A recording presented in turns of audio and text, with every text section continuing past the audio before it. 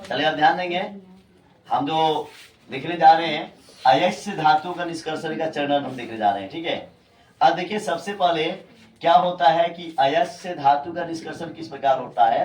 मतलब धातु का निष्कर्षण क्या है, समझिए कि धातु जो शुद्ध रूप में हम प्राप्त करते हैं तो पहले धातु जो होता है अयस्क के रूप में होता है। किस रूप में होता है?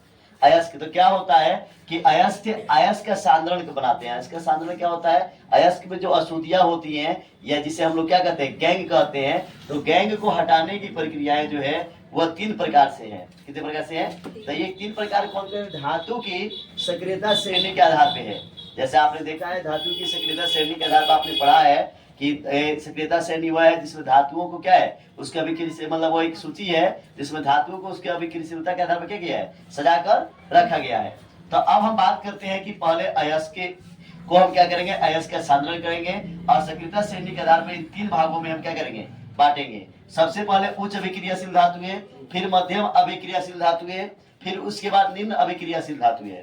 तो सबसे पहले अगर हम बात करें तो मैंने यहाँ बना भी दिया है उच्च अभिक्रियाशील धातु में कौन कौन से होगी आपका, पोटेशियम, सोडियम, कैल्शियम, मैग्नीशियम और एल्युमिनियम। ये सीधे उच्च अभिक्रियाशील धातुएं हैं और ये हमें अयस्क से विद्युत अपघटन द्वारा धातु के रूप में क्या हो पाते हैं, प्राप्त हो पाते हैं, विद्युत अपघटन करते हैं। उसके बाद मध्यम अभिक्रियाशील धातुएं जो हम बात करें, जिंक, आयरन, लेड और कॉपर है, यह मध्यम अभिक्रियाशील धातु है और ये कार्बन के उपयोग से अपचयन प्रक्रिया द्वारा हम लोग क्या करते हैं, प्राप्त करते हैं। उसके बाद निम्न अभिक्रियाशील धातु में देखें तो आपका क्या है, सिल्वर, एयू, मरकरी भी है इसमें। ठीक है, तो ये सब प्राकृतिक अवस्था में पाया जाता है और सबसे कम अभिक्रियाशील धातुएं होती है। समझ रहे हैं? तो अब उसके बाद हम बात करें कि सबसे अधिक अभिक्रियाशील धातुएं कौन कौन सी हैं। तो आप देखो सबसे कम अभिक्रियाशील धातु आपका सोना, चांदी, मरकरी।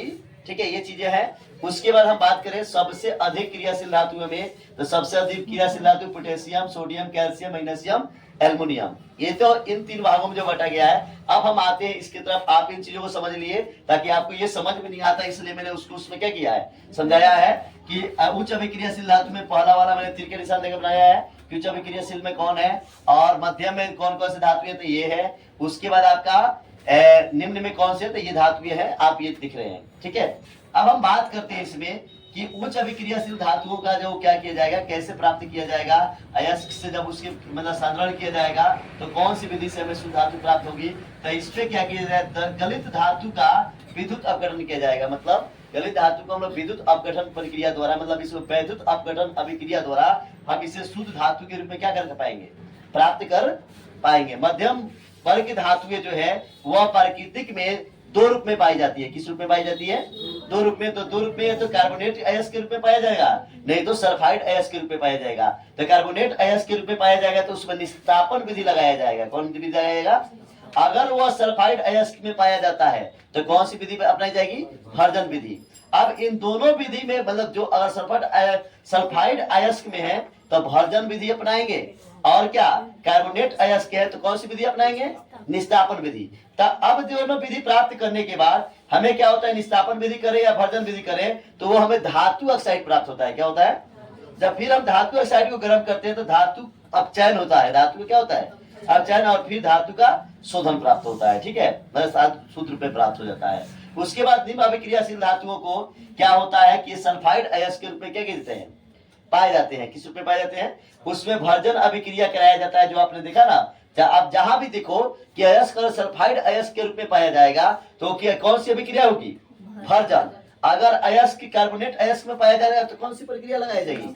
निस्तापन। ठीक है, उसके बाद फिर वो धातु ऑक्साइड में होगा, फिर परिष्करण विधि में क्या हो जाएगा, प्राप्त। मतलब धातु में फिर प्राप्त होगा, भर्जन प्रक्रिया किया तो धातु में हो जाएगा, परिष्करण हो जाएगा, शुद्ध रूप से क्या हो जाएगा, प्राप्त हो जाएगा। Thank you. कोई दिक्कत?